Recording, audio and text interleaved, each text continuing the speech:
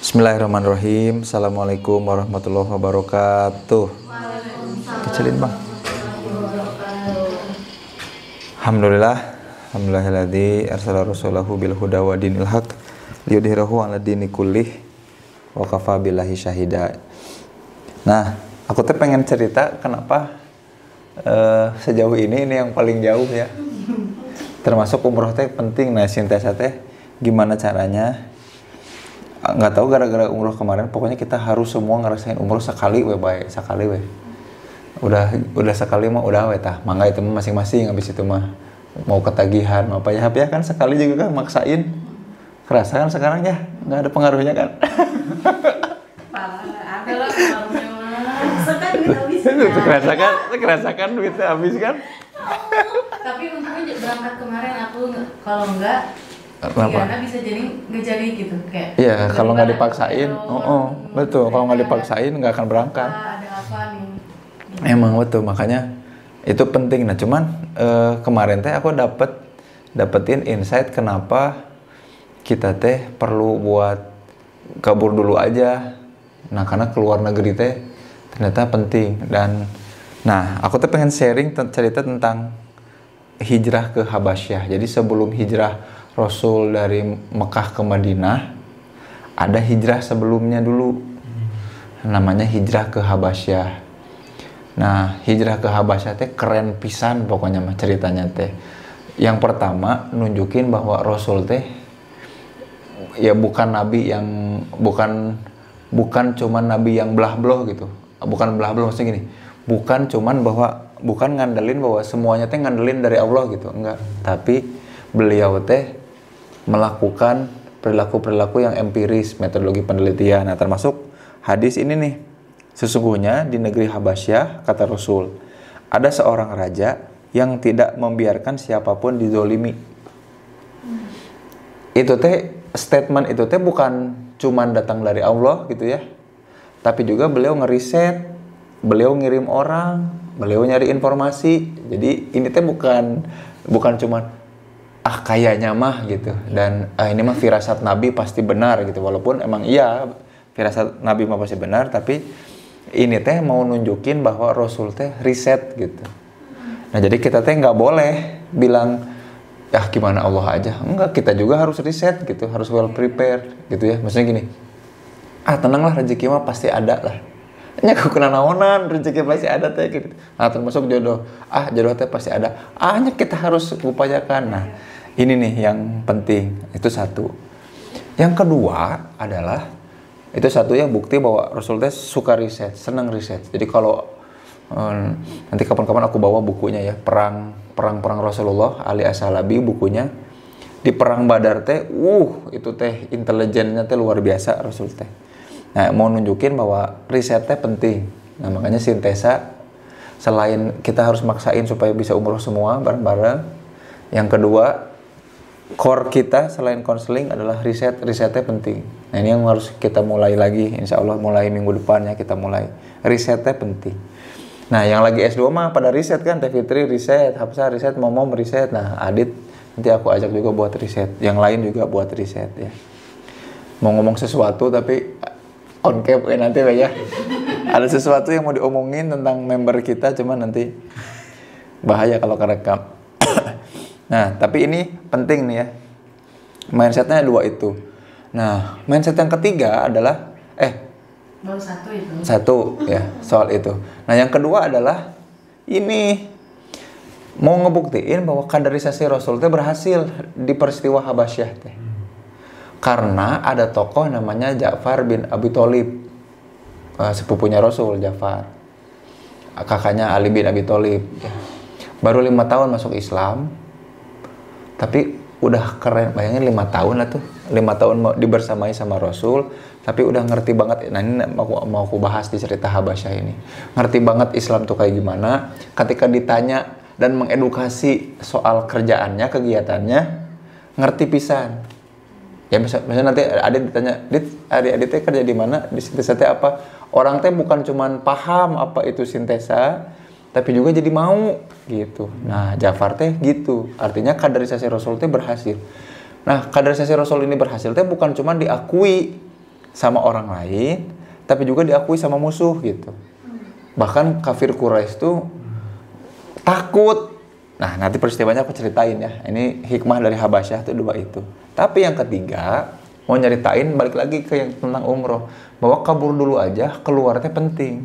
Bukan, jadi ini, walaupun hijrah ke Habasyah, tapi tidak pernah Rasul teh melupakan Mekah kan gitu ya. Nah, walaupun nanti Rasul pindah ke Madinah, pun juga nanti Rasul pindah ke Madinah, Rasul mah nggak pernah ngelupain Mekah. Jadi walaupun kita nanti banyak pergi ke luar negeri,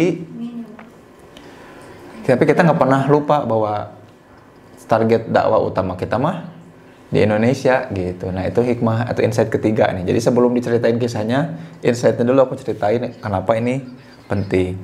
Maka sejauh ini memang ini yang paling jauh ya, umroh teh kan. Nah setelah itu, setelah kita maksain umroh, nah nanti kita maksain ke Malaysia, maksain ke Jepang, kita paksa diri kita buat ada uangnya buat berangkat ke sana. Gimana caranya? Nah itu yang aku sama Teh Fitri nanti kita pikirin, Dit ya, Hapsah, semua kita pikirin. Gimana dapat duitnya supaya bisa jalan-jalan. Nah, Kalau sekarang Habasyah ini negara apa? Ethiopia. Oh, Ethiopia. Jadi kalau kita nyebrang, jadi di Mekah teh ada pelabuhan namanya. Nah dulu teh sering suka ada pelayaran reguler dari pelabuhan Mekah ke Saibah. Nah Saibah teh antara Maroko sama Ethiopia, berarti Afrika Utara di sana tuh. Cuman daerahnya kurang lebih masih mirip-mirip gitu. Nah waktu dulu Habasyah atau Ethiopia zaman sekarang tuh ada kerajaan yang well established, sama gedenya, sama kerennya, sama si kerajaan-kerajaan yang ada di Quraisy sama Persia dulu mah. Kan sekarang mah ya Ethiopia kan terkenalnya gitu ya, miskin apa gitu. Nah, kita mulai masuk nih. Nah, waktu itu kisahnya itu adalah ada Ja'far yang kemudian mimpin. Nah, ini menarik nih, nanti ini aku sharing ya. Ja'far itu umur 25 tahun, berarti masuk Islam umur 20 tahun. Udah jadi pimpinan yang berhadapan sama Najasyi. Najasyi itu raja Habasyah. Gitu. Nah, keren lah pokoknya mah. Nah, aku pengen cerita bahwa kaderisasi dan mentorship teh penting pisan dan memang ngagebruskeun orang. Nah, ini aku mention dulu namanya. Kan si Rapi mah enggak suka ya dulu ya digebrus-gebrus. Ternyata metode gebrus teh udah ada di zaman Rasul gitu. Gebruskeun we heula. Cek recheck dan ningkatin mengakselerasi kematangan seseorang. Digebruskeun teh berarti ya, didorong untuk melakukan sesuatu. Nah, ini hadisnya ya dari Ummu Salamah nih. Ummu Salamah tuh punya suami namanya Abu Salamah. Nah, Ummu Salamah cerita kayak gini nih. Ini kata-kata kalimatnya detail ya. Kami berangkat ke Habasyah dalam rombongan terpisah. Artinya mereka pindah itu nggak bareng-bareng, tapi berempat, berlima, masing-masing ngapain? Ke pelabuhan Mekah dulu, sembunyi-sembunyi di pelabuhan Mekah, nunggu adanya keberangkatan, walaupun reguler, nggak tiap hari, jadi seminggu cuma 2 atau 3 kali itu teh. Nah, khawatir kalau rombongan, orang-orang Mekah tahu, si kafir-kafir Quraisy ini tahu, kalau tahu mereka bakal dicekal, dikurung, dan lain-lain. Kenapa takut? Karena buat orang-orang Mekah beribadah pada Lata Uzza dan nenek moyang, agama nenek moyang teh masih penting. Jadi value utama. Jadi ini teh udah melanggar ideologi lah gitu. Jadi kalau kamu keluar teh kamu udah melanggar Pancasila mah. Udah kayak gitulah ya. Jadi harus jadi berhak untuk dipersekusi. Nah, mereka berangkat ke Habasyah itu rombongannya terpisah sampai nanti semua berkumpul di sana. Di sana tuh di mana? Di pelabuhan Habasyah namanya Saibah itu kalau nggak salah. Nah, di pelabuhan itu teh mereka nggak langsung ketemu Najasyi. Jadi mereka nggak langsung ke kota atau ibu kota Habasyah. Mereka tuh nyumput juga di pelabuhan. Nah, Rasul teh udah nyiapin itu. Kebayangnya maksudnya? Jadi Rasul teh minta udah kalaupun mau hijrah ke Habasyah aja. Nggak asal minta hijrah, tapi Rasul juga cek-recek. Jadi mun zaman sekarang mah, kalau zaman sekarang berarti Rasul teh udah jadi biro travelnya gitu. Udah nyiapin hotel mana di sini, hotel mana di sana, naik apa, berapa lama, siapa handlernya yang menangani, yang ngangkat barang, yang nyumputin, Semuanya udah disiapin. Nah, nggak asal berangkat, nggak asal kabur dulu aja, tapi udah dipersiapin. Terus kata Ummu Salamah, kami pun menetap di negeri yang baik, di dekat pelindung yang baik. Kami menjalankan agama dengan aman dan tidak khawatir dizolimi olehnya. Nah, ini yang menarik ini. Maksudnya aman di sini teh bukan aman fisik. Jadi mereka teh bukan takut dari ancaman fisik, bukan takut dibunuh, bukan takut bully, dipukulin, bukan. Karena gini, Ummu Salamah teh adalah anak dari, jadi Ummu Salamah teh anaknya pokoknya masih keturunan, masih ada hubungannya sama Mughiroh, Al-Walid bin Mughiroh. Al-Walid bin Mughiroh teh salah satu raja lah di Quraisy teh. Walid bin Mughiroh teh bapaknya Khalid bin Walid. Mughiroh juga pamannya Abu Jahal, Hisham bin Mughiroh kan, Amr bin Hisham, Abu Jahal, Hisham bin Mughiroh. Jadi masih keturunan Mughiroh. Ummu Salamah juga masih keturunan itu. Jadi beliau teh masih orang keren gitu, orang hebat. Maka kalaupun Ummu Salamah digodain, mau diancam dibunuh, nggak mungkin. Karena dia teh salah satu orang petinggi di sana gitu, dan orang Mekah juga, orang Quraisy juga akan berani. Pasti. Nah, jadi ini yang menarik nih. Ternyata kalau kita teliti lagi dari kalimatnya Ummu Salamah, yang dimaksud dengan menjalankan agama dengan aman teh apa? Ternyata kebebasan dalam beragama gitu.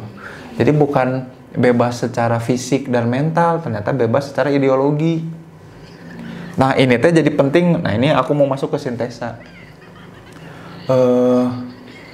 Jadi bukan berarti aman secara fisik, bukan berarti aman secara mental, tapi aman secara ideologi. Jadi di Mekah teh bukan tempat asik dan enak buat mereka berkarya secara ideologi.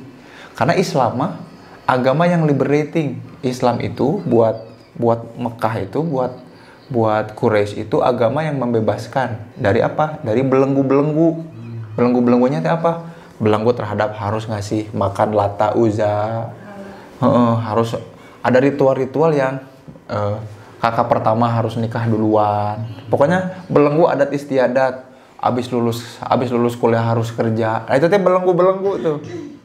Nah, Islam teh melepaskan dari belenggu itu. Nah, Mekah teh tempatnya nggak aman karena belenggu-belenggunya kebanyakan. Kebayangin sampai sini ya, kebayangin. Nah, kayak pertanyaan gini, emang kalau pindah ke Habasyah, belenggu-belenggu konstruksi sosial emang masih akan hilang gitu? Enggak kan, masih tetap ada kan? Ternyata Mekah teh nggak bisa jadi tempat untuk bukan cuma melepaskan belenggu, tapi secara kolektif bisa scale up si Islam teh. Artinya apa? Rasul teh ngelihat kayak gini, oh jadi kalau Islam nggak bisa sebagai sebuah lembaga kolektif organisasi berkembang di Mekah, hayu pindah gitu. Nah, termasuk sintesa nih. Kalau sintesa, mani susah ngedukasi kesehatan mental. Percuma curhat sama konselor psikolog mah cocok-cocokan. Curhat sama temannya malah temannya malah ember, suka cerita ke orang. Lelaki mah tidak bercerita, kan ngedukasinya berat tuh. Kalau ternyata secara organisasi dan lembaga kita susah, nah mau nggak mau harus hijrah gitu maksudnya tuh.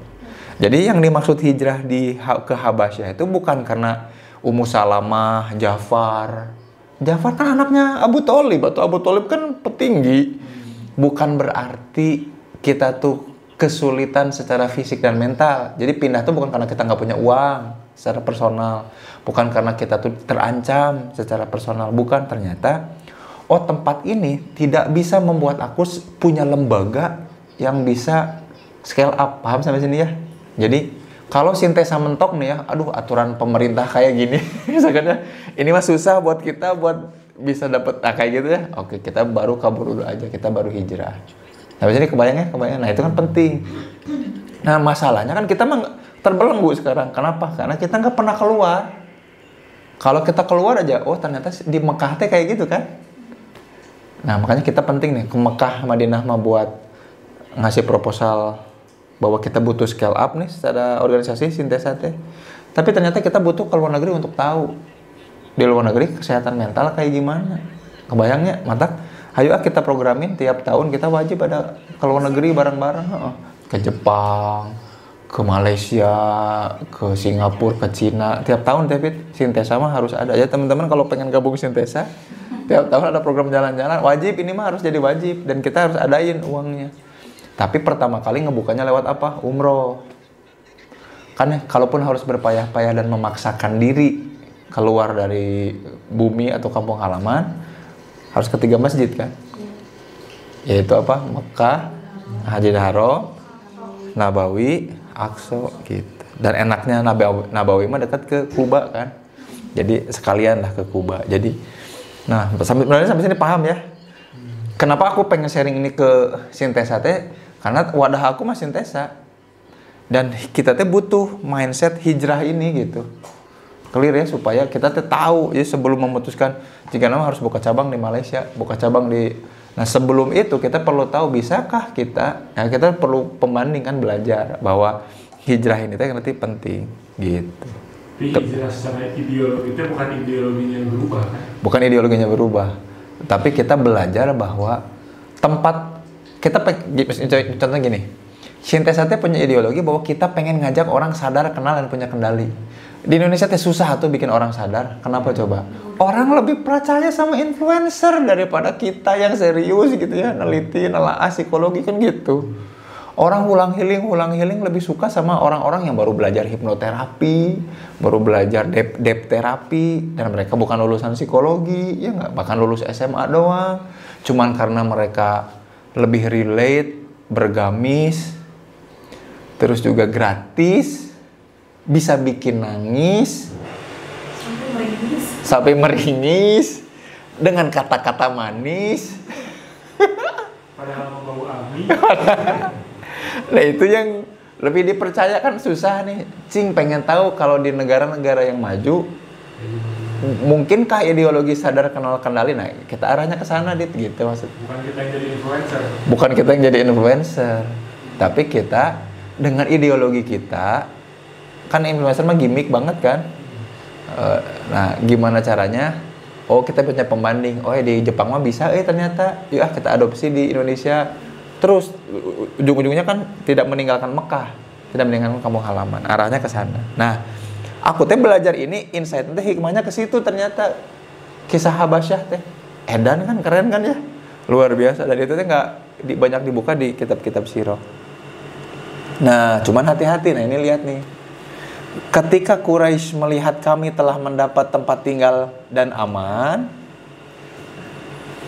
kebayang ya, mereka sepakat mengirim utusan kepada Najasyi dan memintanya agar mengusir kami dari Habasyah. Nah ini yang harus jadi peringatan buat kita Sintesa. Perang betul, orang mah nggak akan suka atau, dan kita teh dianggap pengganggu. Tapi kan kita juga udah sering ya Tevitnya, aku sama Tevit terutama ya, dianggap tukang bikin orang cerai, dianggap tukang gosip, tukang nyebar aib. Itu mah pasti ada orang-orang ini nih, kafir Quraisy yang merasa bahwa ya musuh ideologi kita lah, musuh dakwah kita. Kita mau bikin sadar, kenal dan kendali, ada nanti korporat, usaha-usaha supaya orang teh nggak sadar, supaya orang-orang teh nggak kenal sama dirinya, supaya orang-orang teh kehilangan kendali dan butuh mereka gitu. Nah, hati-hati nih. Nah, cuman menarik tuh gini, kisah ini tuh gini. Si orang-orang yang hijrah ke Habasyah itu tidak nggak ada niat buat ngomong sama Najasyi. Mereka nggak ada niat buat ngobrol sama Najasyi.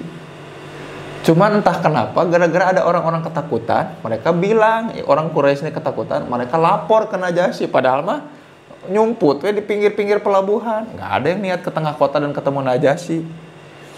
Nah ini mah tiba-tiba mendatangkan 2 orang yang keren banget, yang keren juga, petinggi-petinggi Quraisy, orang-orang senior, buat nakut-nakutin Najasyi dan kerajaan Habasyah. Siapa? Amr bin Al-As sama Abdullah bin Abu Rabi'ah. Amr bin As itu, Al-As itu bapaknya Amr bin As. Jadi Amr bin Asnya udah terkenal lah, negosiator, diplomat ulung gitu ya. Tapi tahu nggak siapa bapaknya? Bapaknya tuh namanya Al-As bin Wa'il Asyahmi. Al-As bin Wa'il Asyahmi itu orang yang direkam di surat Inna A'toina Kal Kautsar, Inna A'toina Fasoli Bikawanhar, Inna Syani'aka Abtar. Nah, Abtar itu ledekan orang ini, Al-As bin Wa'il Asyahmi, ke Rasul. Karena Rasul sebelum jadi nabi nggak pernah punya anak laki-laki. Karena nggak punya anak laki-laki, dianggapnya abtar, keputus legasinya. Nah, padahal kata Allah di surat itu kan, yang abtar tuh yang menghina itu. Nah, terlepas dari hinaan ke Rasul, ada kisah nih tentang bapaknya Amr bin As. Jadi gini, Umar bin Khattab itu kan Al-Faruq ya, Abang Dedi tah. Al-Faruq kan, pokoknya hitam putih weh, muntah hidung-hidung, bodas-bodas udah begitu. Nah, makanya ketika masuk Islam, beliau mah nggak sembunyi-sembunyi, dengan lantang, dengan gagah dan dengan megahnya bilang bahwa aku Muslim. Ngomong gitu di depan orang Quraisy mah tuh ditenggelan. Maka dia dipukulin tuh, diladenin nggak sama Umar? Diladenin lah, dipukul yang ngelawan dong, ngelawan. Tapi makin lama makin banyak, sampai ngelawan banyak lah, puluhan orang. Baru gitu dia mikir, terus dia bilang kayak gini, ngapain gua ladenin semua? Terus dan dia bilang kayak gini, tunggu sampai jumlah kami 300 baru kami akan ladeni. Nah, makanya kenapa ada filosofi 300. Jadi kalau kita tuh akan gede banget sampai di titik dimana kita bisa dapetin 300 pengikut gitu. Nah, makanya Rasul sampai bilang, kalaupun ada nabi setelahku, itu pasti Umar. Kenapa? Karena firasat dan insting Umar mah selalu benar. Prediksi Umar mah selalu benar. Termasuk tadi tuh, tunggu sampai jumlah kami 300 akan aku lawan kalian. Nah, salah satunya perang Badar dan banyak hal lain. Makanya filosofi 300 itu dari situ. Nah, akhirnya Umar nggak ngeladenin lagi yang mukulin, dia pulang ke rumah. Yang mukulin nggak puas, nyebarin isu ke yang lain, ngajak anak-anak muda buat ngumpul dan ngeroyok. Udah kukumpul banyak tuh sampai ratusan. Datang ke rumahnya, udah siap mau ngegerebek ngeroyok. Datang nih Al-As bin Wa'il Asyahmi bilang, kalian mau ngapain? Kalian mau ngapain? Terus mau mukulin itu tuh, dia masuk Islam. Gara-gara orang ini punya keyakinan, kalian mukul dia, gitu. Artinya apa coba? Artinya sebenarnya gini, orang Mekah juga, orang Quraisy juga, mereka itu mengagungkan argumentasi, Dit. Jadi gini, kalau ada orang berbeda dari kalian, terus kalian pukulin, berarti kalian lemah. Kalian gak punya kekuatan argumen, ya gak sih?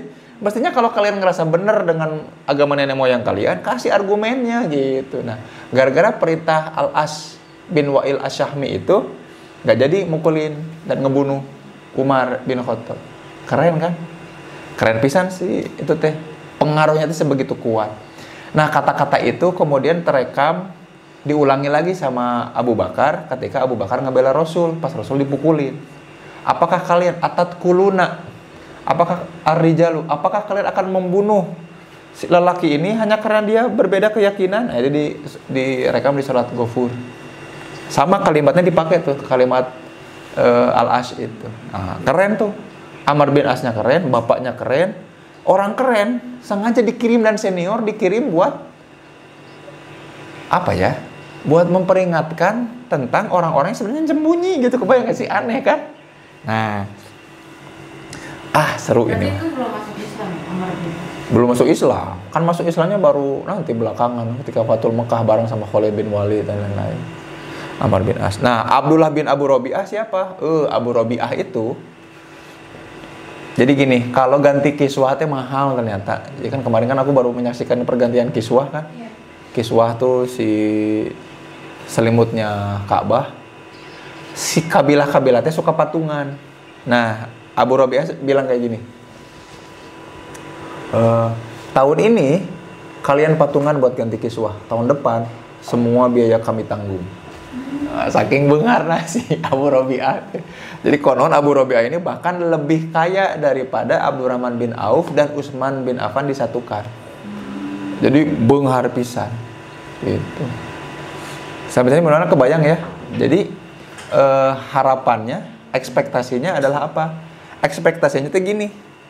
Kita stick with our ideologi, kita kekeh sama ideologi kita sampai di titik di mana orang-orang yang kemudian kaya dan terkenal dan senior tuh keganggu sama keberadaan kita teh. Nah, harapannya sintesa ada di titik itu. Nah, jadi mereka teh ngirim orang-orang buat memperingatkan ke Najasyi sesuatu yang padahal nggak ada. Jadi kan itu teh kan pada nyumput, Ja'far, Ummu Salamah kan pada sembunyi di pelabuhan, nggak ada yang tahu, dan mereka tuh nggak minta perlindungan, tapi gara-gara datang Amr bin As sama Abdullah Abu Rabi'ah itu, orang jadi notice ada apa ini, gitu, ada apa ini. Nah yang menarik gini, strateginya Amr bin As, karena mereka mah udah senior, diplomat ulung, nah gini strateginya nih. Jadi Amr bin As sama Abu Rabi'ah, Abdullah bin Abu Rabi'ah itu bawa hadiah yang buat raja. Nah, belum buat raja, bukan buat raja ini mah. Bawa hadiah yang dikumpulin sama orang-orang Quraisy untuk diserahkan bukan ke raja sebenarnya, buat para pendeta. Para pendeta itu siapa? Mungkin kalau zaman sekarang mah staf ahli atau pembisik raja. Mungkin relate ya sama zaman sekarang ya, ada pembisik kan, staf ahli dan lain-lain. Nah, para pembesar Quraisy nih ya, nitipin ke Amr bin As sama Abdullah bin Abu Rabi'ah tuh, serahkan hadiah-hadiah ini ke para pendeta atau pembisik-pembisik sebelum ngomongin soal kaum muslimin. Setelah itu, barulah kasih hadiah buat Najasyi. Jadi usahain agar Najasyi ngusir mereka tanpa ketemu dulu sama seorang muslim itu. Jadi perintah ke Amr bin As sama Abdullah bin Abu Rabi'ah ada lagi nih. Datengin pendeta-pendetanya dulu, kasih hadiah mereka. Nah, kita harus tahu bahwa petinggi Quraisy dan Amr bin As dan Abdullah bin Abu Rabi'ah teh memang udah punya hubungan dekat sama Najasyi, dan pendeta-pendetanya teh udah punya hubungan diplomatis. Artinya hubungannya teh udah erat, udah kuat. Ditambah ngasih hadiah atau makin erat, ya kan gitu ya mestinya mah gitu. Nah, ini seru nih. Ketika utusan itu datang di Habasyah ya, Amr bin As sama Abdullah Abu Rabi'ah. Nah, mereka ngomong ke pendetanya, ngumpulin pendetanya, nggak ngumpulin sih, datang ke masing-masing pendeta-pendetanya. Jadi ada pendeta A, pendeta B, pendeta C, D gitu ya. Nah, terus bilang kalimat ini. Kami datang mau menghadap nanti raja untuk ngomongin soal orang-orang bodoh di negeri kami. Nah, bahasa yang dipakainya dua ini. Orang-orang bodoh atau orang-orang yang tidak berpengalaman. Jadi kami punya anak-anak muda sok tahu lah. Generasi Gen Z lah. Ini ada Gen Z yang sok speak up gitulah gitu. Mereka belum berpengalaman, mereka kayaknya belum punya banyak pengetahuan. Nah ini menarik nih kalimat diplomatis selanjutnya. Mereka meninggalkan agama kami, ideologi kami, tapi mereka juga nggak masuk ke agama kalian, ke si pendeta teh. Jadi mereka setuju sama kami, tapi mereka nggak setuju sama kami, tapi mereka juga nggak setuju sama kamu. Gitu. Artinya apa? Supaya dapetin kesan bahwa ini teh orang teh udah mah bodoh, tidak berpengalaman, mereka jadi common enemy. Mereka jadi musuh bersama kita. Karena toh ternyata nggak sepakat sama aku, ternyata juga nggak sepakat sama kamu. Maka sesepuh mereka, nah sesepuh teh apa? Orang-orang bijak mereka, orang-orang mereka, berarti orang tuanya mereka, sesepuhnya mereka, Gen X-nya, generasi milenialnya yang mungkin sepakat sama kamu dan juga sama aku, nyuruh kami supaya mereka udahlah balikin lagi ke kita untuk kita didik lagi gitu bahasanya. Nah pendetanya bilang apa? Kami akan lakukan. Kenapa? Pertama, be the first to give dan personalize lewat hadiah udah. Argumentasi yang manisnya juga udah kuat. Nah ini diplomasi yang keren. Nah jadi kalau kita ngelihat zaman now, kalau kita susah misalkan sintesa nembus kemana-mana ya jangan-jangan memang, tapi kita kan tahu ya, kita mau masuk ke lembaga-lembaga pemerintah buat minta dana CSR supaya dapetin konseling gratis, keduluan sama ormas-ormas yang mereka udah punya hubungan dan jangan-jangan ngasih hadiah bagi hasil kan gitu. Nah, ya ini. Sedangkan kita mah nggak pernah ngasih upeti, nggak pernah ngasih hadiah. Relasinya juga ya berdasarkan memang kebermanfaatan dan programan gitu. Makanya Sintesa nggak pernah nih dapat dana CSR yang miliaran. Padahal kita punya program-program buat konseling gratis, asesmen gratis. Tah gitu guys. Nah terus abis itu udah dapetin si pendeta-pendetanya baru menemui Najasyi. Ke Najasyi ngasih Najasyi yang ini, Raja Habasyah yang ini tuh paling suka kulit. Jadi tahu banget kesukaannya apa. Ngasih kerajinan tangan dari bahan kulit, ngaduin soal persoalan itu, para pendeta juga mendukung. Nah, cuman aneh, Najasyinya marah gitu. Nah, ini yang nggak mereka prediksi itu. Kok bisa ya? Nah, alhamdulillahnya gitu ya, sama Allah teh Najasyinya masih dibuka peluang buat dia tuh ngelihat, nggak gampang kepengaruh. Nah, Najasyinya marah, malah bilang gini, tidak demi Allah, aku tidak akan mengusir mereka sebelum ngomong langsung gitu. Najasyinya pengen nyari data dulu, pengen ngeliat, pengen ketemu. Nah, kenapa Najasyi mikir gini? Nah, ini yang menarik nih. Najasyi mikir gini kenapa? Karena gini, sebelum ada 2 orang utusan ini, aku bahkan nggak tahu ada orang yang ngungsi, iya nggak sih? Ya kan? Soalnya Ummu Salamah, Ja'far tuh datang ke Habasyah kan sembunyi-sembunyi. Tiba-tiba ada orang datang memperingatkan, loh ada apa? Satu, itu aneh. Dan keanehan keduanya apa coba? Kayak gini nih. Orang-orang Mekah kayak Ja'far bin Abu Thalib kan punya kabilah dagang, punya kuasa dagang. Terus juga Ummu Salamah juga, Abu Salamahnya, bapaknya Walid bin Mughirah punya kabilah dagang. Intinya gini, mereka punya perusahaan, pasti perusahaannya punya mitra bisnis, punya cabang gitu ya. Kalaupun mereka butuh perlindungan, nah ke aku, kata Najasyi teh. Kebayang nggak logikanya? Yeah.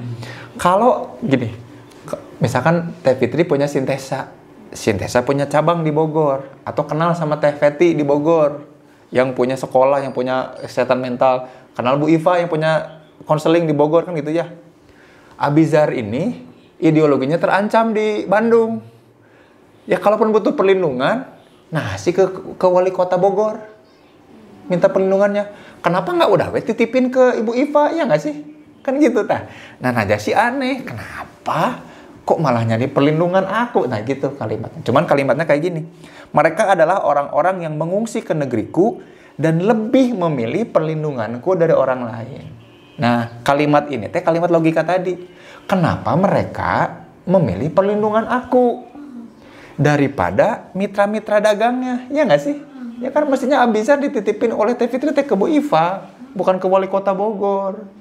Mestinya aku misalkan kemana ya ada orang buka cabang di mana, ya anak aku dititipin ke orang itu kan yang aku kenal dan percaya.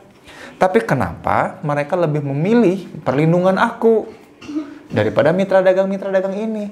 Dan kenapa aku dapat informasinya malah dari kamu, bukan dari orangnya langsung? Amr bin As sama yang gitu. Panggil mereka, bayangin. Si Ja'far bin Abu Thalib, Ummu Salamah dan rombongannya itu gak ada niatan buat ketemu Najasyi, jadi dipanggil sokhab. Tadinya gak mau ke notis, jadi ternotis. Oh, kayaknya ini. Nah, makanya aku pengen sharing ini karena walaupun kita belum viral terkenal semudah orang lain dapetin viral dan terkenal dan akses ke kekuasaan, jangan pernah berhenti untuk mengkampanyekan ideologi kita yang murni, udah yang tulus gitu, ontong belok gitu maksudnya. Orang kiekeun yuk karena gimmick terbaru gini, jangan sampai menggadaikan ideologi. Kebayang nggak maksudnya? Ideologi kita kan sadar, kenal, kendali. Ya nggak apa-apa lah ngajak orang nggak sadar dengan hipnotisan yuk gitu. Jangan turunkan kualitas kita. Nah, karena sampai di titik dimana akan ada jalurnya sendiri kita menemui para penguasa gitu. Nah termasuk ini nih. Jika apa yang kalian katakan adalah benar, maka aku bersedia mengusir mereka, kata Najasyi itu. Tapi jika tidak, maka aku akan melindungi mereka dan tidak membiarkan mereka disakiti oleh kaumnya. Nah itu teh jarang banget ada di teks-teks siroh. Pernyataan bahwa itu tadi dua logika tadi. Nah hanya kan orang tak apal aya. Aku kan nggak tahu ada orang yang minta perlindungan. Kenapa kamu tiba-tiba minta mereka diusir? Satu itu. Dan yang kedua, kenapa mereka minta perlindungan dari aku orang-orang ini? Padahal orang-orang ini mestinya bisa dan sanggup untuk dapetin perlindungan dari koleganya, bukan dari aku. Kan gitu. Nah penasaran aja sih teh. Dan kenapa pendetanya malah bersepakat juga? Kenapa gitu? Akhirnya dikembalikan hadiahnya, dipanggil lah kaum muslimin kayak gitu. Nah tapi itu mah nanti lagi lah detail ininya mah. Cuman aku pengen sharing tes tentang itu, bahwa penting buat Sintesa untuk bikin yang namanya umroh mengenal diri. Karena jangan-jangan kita tes selama ini terbelenggu sama ideologi di sekitar kita karena nggak punya pembanding. Coba kalau kita keluar umroh ngelihat bagaimana Muslim Malaysia beribadah gitu ya, dan apa yang mereka doakan di sana. Coba kita ajak ngobrol nanti. Orang Pakistan tuh ngedoain apa sih? Sampai banyak gitu, Pakistan Bangli itu. Atau orang-orang Arab sekalipun ya, kenapa tiap malam Jumat selalu mereka ngerasa wajib gitu untuk datengin Mekah teh. Bahkan ninggalin Madinah. Madinah jadi sepi tak malam Jumat teh. Dit kalau Masjid Nabawi adzan itu udah pasti penuh aja, rebutan aja. Ini mah malam Jumat di Masjid Nabawi sepi. Adzan juga tempat-tempat kosong teh masih banyak. Ternyata mereka pada pergi ke Mekah. Karena weekendnya teh pada ke Mekah, ke sana ngejar salat Jumat di sana di Mekah. Nah, ideologi apa ya yang mereka jaga sehingga kita pun harus jaga ideologi kita. Nah, makanya kita harus pergi. Jadi sejauh ini yang paling jauh, kita yang cari yang lebih jauh lagi gitu. Nah, kenapa sharing ini aku hantar karena bismillah, mudah-mudahan Syawal, paling telat Syawal, paling cepat Desember kita bikin yang namanya umroh mengenal diri ya. Supaya kita kenal ideologi kita seperti apa, doa-doa yang harus terpancang dan berpilin itu apa. Nah gitu. Daftar kemana? Ke Sintesa Wellness, hubungi Teh Fitri ya. Hatur nuhun. Assalamualaikum warahmatullahi wabarakatuh.